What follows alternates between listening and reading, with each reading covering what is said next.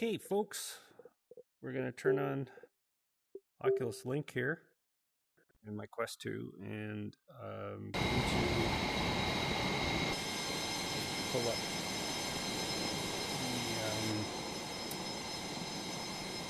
the Microsoft Flight Sim. So I'm in an F18 right now and I'm ready to rock. So tab, and it kind of puts us here. And as you can see, I just got to grab my mouse and here we go. So you can see it's really clean.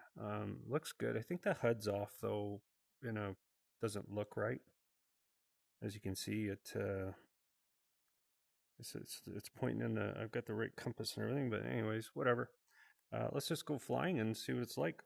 So we'll disengage the parking brake, if I could remember the button to press here. Let me see, gear, flaps, brakes. Okay, so brakes are off.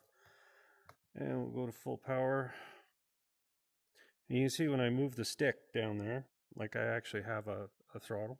There's no sound. I think it's because I'm recording, so it looks like we're doing about 100 knots.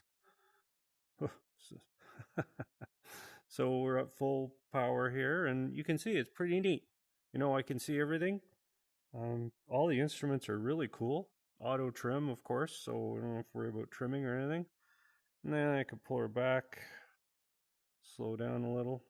And the only issue that I have now is, I guess, the HUD kind of funny. It's not really fitting in well. And I keep having this thing that tells me what way to look. Let me see if I got flaps here, if I remember how to do that. And I think the flaps are up. So it's pretty good. It's Microsoft Flight Sim. So you can just see everything. And when I move the throttle, you can see it moves, which is really cool, actually. Very smooth. And the auto trim works really well. Like there I am. So I've got 280 knots, 2800. So, if you move your head around, you can still see the HUD pretty good, but it's not really centered. And there we go. It just did a little lock on me.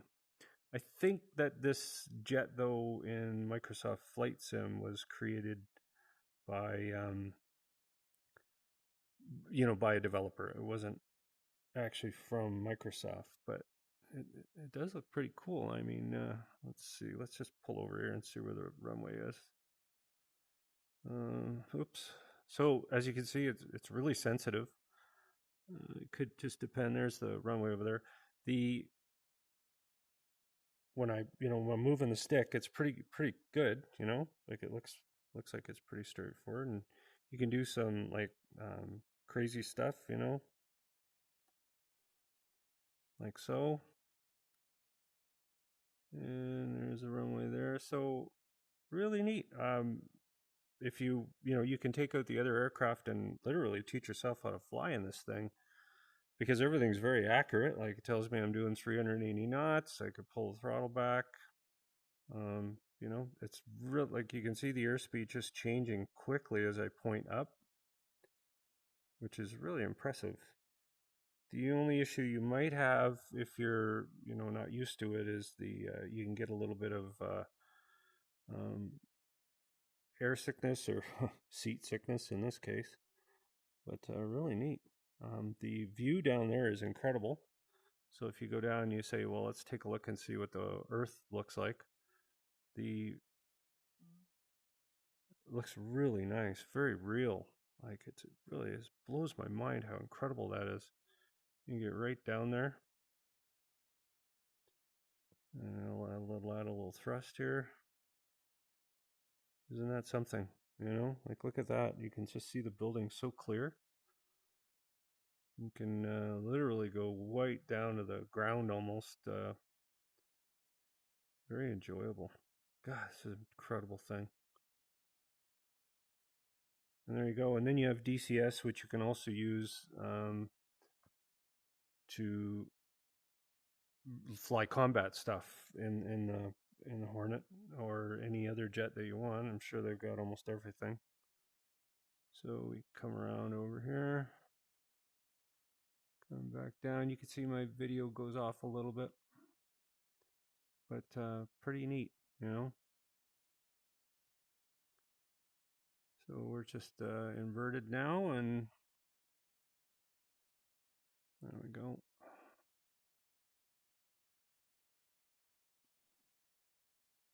Isn't that something? So I guess if I look back a little, I get a little bit of distortion in the video, but I am recording, so maybe that has something to do with recording. Not quite sure there. As far as landing goes, I've never done a landing in this thing. I'm not sure. It's hard to see back around where the airport is, but I think it's right back there. So we'll get a little G going here. Pull around. Let's see. Yep. Got me going in circles here. You can get a little dizzy in this. You can see there's a runway because you're not actually moving, but your brain thinks you are. So you can get a little bit of like seasickness. So you got to be kind of careful with that. That'd be my only advice if you're, just starting out. You got to get used to it and go from there. So now I'm trying to figure out my flaps again. I don't remember. I think I could put some flaps down here. I'm not sure if they're working. Oh yeah, there's flaps down, flaps up, flaps down. I think that's flaps down. Maybe watch my airspeed here. And the gear, I think that gear I never even, let me see, gear down. So here we come. The things lead me right in pretty nicely. Hopefully my gear's down. I think it is. Anyways, that's about it. So let's see how the landing goes here. We are very hot. I don't think I have flaps working, so you're just going to have to bear with a super hot landing. 200 knots is usually not what you want to land at. But I can't seem to get the flaps to work, so maybe those just don't work. But anyways, we probably won't get a very good landing here, but whatever. Yeah, there we go. And, oh boy, that's fast. Now we're moving. And that's it. That's what I wanted to show you all. And hopefully, yeah, there we go. A little bouncy. And that's it. Thanks a lot. Check gear. Check gear. Check the gear, all right. Check gear. Check gear. Check gear. Check gear. Check gear. We'll check the gear. Okay, and we can